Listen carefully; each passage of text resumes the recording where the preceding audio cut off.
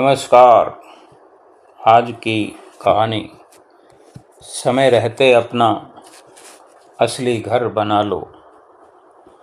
एक गरीब विद्वान व्यक्ति चलते चलते पड़ोस के राज्य में पहुंच गया। संयोगवश उस दिन वहां हस्तिपट बंधन समारोह था, जिसमें कि एक हाथी की सूंड में माला देकर नगर में घुमाया जाता था। वो जिसके गले में हाथी माला डाल देता था, उसे 5 वर्ष के लिए वहाँ उस राज्य का राजा बना दिया जाता था। वो व्यक्ति भी समारोह देख रहा था। हाथी माला गले अपनी सूंड में लिए हुए वहीं आया। जो व्यक्ति दूसरे राज्य से चलकर आया था, उसके गले में माला डाल दी और सभी ने जय जयकार करते हुए उसे 5 वर्ष के लिए वहाँ का राजा बना दिया। राजपुरोहित ने उसका राज तिलक कर दिया और वहाँ के नियम बताते हुए कहा कि आपको केवल 5 वर्ष के लिए राजा बनाया जा रहा है। 5 वर्ष पूर्ण होते ही आपको वहाँ उस जंगल में, जहाँ मगरमच्छ और घड़ियालों से युक्त नदी है, वहाँ छोड़ दिया जाएगा। यदि आप में ताकत होगी तो आप उनका मुकाबला करके नदी के पार वाले गांव में पहुंच सकते हो। आपको वापस इस नगर में आने नहीं दिया जाएगा। वो निर्धन व्यक्ति, गरीब बेचारा, कोई कितना भी गरीब हो भला, ऐसे बेमौत नहीं मरना चाहेगा। वो तो नीचे से ऊपर सिहर गया, कपकपी सी छूट गई। अब उसने सोचा कि अभी तो 5 वर्ष का समय है, कोई उपाय निकालना ही होगा। उसने 5 वर्ष तक अपनी विद्वता पूर्वक राज्य किया, राज्य की संचालन प्रक्रिया को पूरे मनोयोग से निभाया और इस प्रकार केवल राज्य पर ही नहीं, लोगों के दिलों पर भी राज करने लगा। जनता ने भी ऐसा प्रजावत्सल राजा कभी देखा नहीं था। 5 वर्ष पूर्ण हो गए। नियम अनुसार राजा को फिर से हाथी पर बैठाकर जुलूस निकाला गया। लोगों की आंखों से आंसुओं की झड़ी लग गई। नदी के किनारे पर पहुंचकर राजा हाथी से उतरा। राजपुरोहित ने कहा कि अब आप नदी पार करके दूसरी ओर जा सकते हैं। अश्रुपूरित विदाई समारोह के बीच उसने कहा कि मैं इस राज्य के नियमों का सम्मान करता हूँ, आप मुझे आज्ञा दें। जैसे ही राजा ने नदी की ओर कदम बढ़ाए, लोगों ने अपनी सजल आंखों को ऊपर उठाकर देखा तो क्या वो नज़ारा था जिसे देखकर लोग खुशी से नाचने लगे कि जब दूर नदी तक नजरें सबने दौड़ाई तो नदी पर इस पार से उस पार तक इसी राजा के द्वारा बनाया गया एक पुल बन चुका था, जिस पर राजा शांत भाव से चला जा रहा था। नदी के उस पार वाले सुंदर से गांव की ओर जा रहा था। कहीं कोई जंगल बाकी नहीं रख छोड़ा था।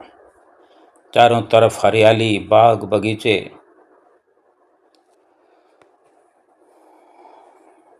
और ये देखकर सभी गांव वालों को अपार हर्ष हुआ। क्या ऐसा ही कुछ हमारे साथ भी घटित नहीं हो रहा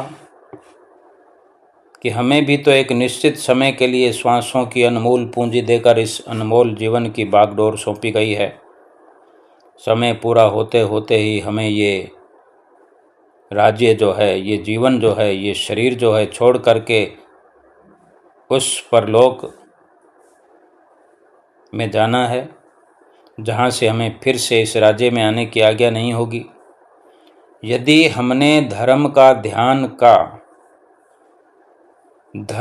ध्यान का पुल नहीं बनाया, धर्म और ध्यान पर चलने का रास्ता नहीं बनाया, तो हमें भी मगरमच्छों और घड़ियालों से भरे हुए नरकों में डाल दिया जाएगा। 83 लाख योनियों का हम ग्रास बन जाएंगे। अगर हम शांत भाव से इस जीवन में, इस जीवन काल में, उस परलोक में अगर पुल बना करके जाना चाहें, अभी से वो पुल बनाने की शुरुआत कर देनी चाहिए, क्योंकि उम्र का काल पूरा होने के बाद तो फिर हर किसी को जाना ही होता है। कब किस वक्त जाना पड़ जाए, यूँ समझो कि दो पहर तो बीत गए, 1-2 ही बाकी हैं। जीवन हाथों से फिसला जा रहा है, बस खाली मुट्ठी बाकी है। 2 पहर तो बीत गए, बस 1-2 ही बाकी है। जीवन हाथों से फिसल रहा, बस खाली मुट्ठी बाकी है। किसी के हाथ कुछ भी नहीं रखा हुआ है, सब खाली मुट्ठी है। सब कुछ पाया इस जीवन में, फिर भी इच्छाएं बाकी हैं। दुनिया से हमने क्या पाया, ये लेखा जोखा बहुत हुआ। इस जग ने हमसे क्या पाया, बस ये गिनती बाकी है। इस भाग दौड़ की दुनिया में हमको एक पल का होश नहीं। वैसे तो जीवन सुखमय है, पर फिर भी क्यों संतोष नहीं। क्या यूं ही जीवन बीतेगा,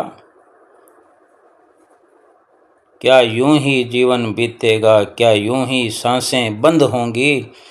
औरों की पीड़ा देख समझ कब अपनी आंखें नम होंगी। मन के अंतर में कहीं छिपे इन प्रश्नों का उत्तर बाकी है। मेरी खुशियाँ, मेरे सपने, मेरे बच्चे, मेरे अपने, ये करते करते शाम हुई। इससे पहले अंधेरा छा जाए, इससे पहले कि शाम ढले, कुछ दूर पर आई बस्ती में एक दीप जलाना बाकी है। 2 पहर तो बीत गए, बस 1-2 ही बाकी हैं। जीवन हाथों से फिसल रहा, बस खाली मुट्ठी बाकी है। जीवन की सारी दौड़ केवल अतिरिक्त के लिए, अतिरिक्त पैसा, अतिरिक्त पहचान, अतिरिक्त प्रसिद्धि, अतिरिक्त प्रतिष्ठा। अगर ये अतिरिक्त पाने की लालसा न हो तो जीवन एकदम सरल है। जो है उसमें गुजारा करने की बजाय कुछ और मिल जाए, कुछ और मिल जाए। कोई नौकरी करता है तो वो सोचता है कि इतनी तनख्वाह तो लगी हुई है हमारी, फिक्स है, कुछ और मिले तो कुछ आनंद आए, कुछ सुख मिले। जिसकी नौकरी नहीं लगी वो सोचता है बस नौकरी मिल जाए, अतिरिक्त क्या करना है। जब नौकरी मिल जाती है तो फिर अतिरिक्त की तमन्ना हो जाती है, कुछ और मिल जाए, कुछ और मिल जाए। घर में भी इतने सामान इकट्ठा करते करते आज भी ये सनक चढ़ी हुई है। आज भी यही ख्याल लगा रहता है कि कुछ और ले आएं, कुछ और ले आएं। रोज़ के रोज़ शॉपिंग करने जाते हैं, आए दिन शॉपिंग करने का ख्याल रहता है। इतना कुछ इकट्ठा करना चाहते हैं कि पैसा कम पड़ जाता है। क्या हज़ारों वाले, क्या लाखों वाले, क्या करोड़ों वाले कुछ और पाना चाहते हैं। भगवान ने हर किसी को सुख से रहने का ये अवसर दिया है।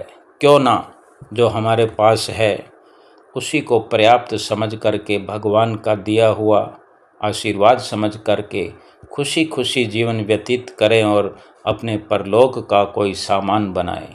नमस्कार।